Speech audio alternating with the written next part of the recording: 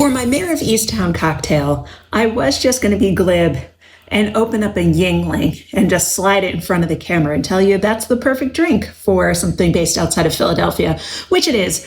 But unfortunately, they don't sell Yeungling here in Los Angeles, so I'm going to actually make you a cocktail instead.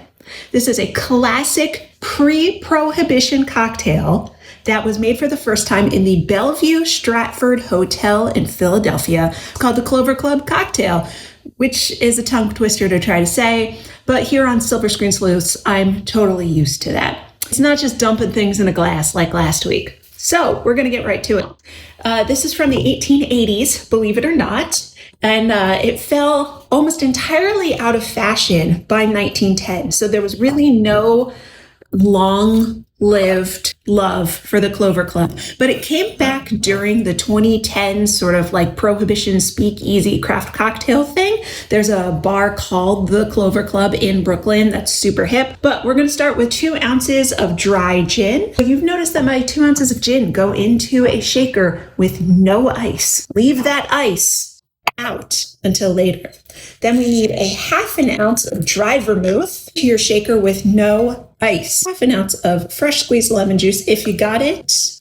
And then you need half an ounce of raspberry syrup. I had to make my own. And then you also need 1 egg white. And that's the reason why there's nothing in this shaker, because we are going to do what's called a dry shake in order to get tons of foam. You can use pasteurized egg whites, that's totally fine. You can also use aquafaba, which is the liquid out of a can of chickpeas.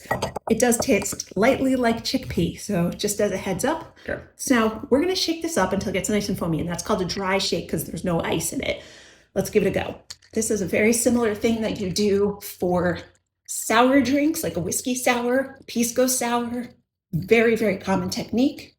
Let's see how we're doing on foam. Well, my top's about to come off. Shaker top, not my top. That's a different kind of video. Now we're going to add in ice carefully. There we go. All right, shake it up again. All right. Now that is beautiful. There we go. Strain the top off. We are going to strain this into a coupe glass. Would you look at that? Absolutely stunning. Now, normally it says to garnish with 3 fresh raspberries, but in this age of FDA shenanigans, I'm not using fresh raspberries on anything. So there we go, everyone. That right there is a Clover Club cocktail.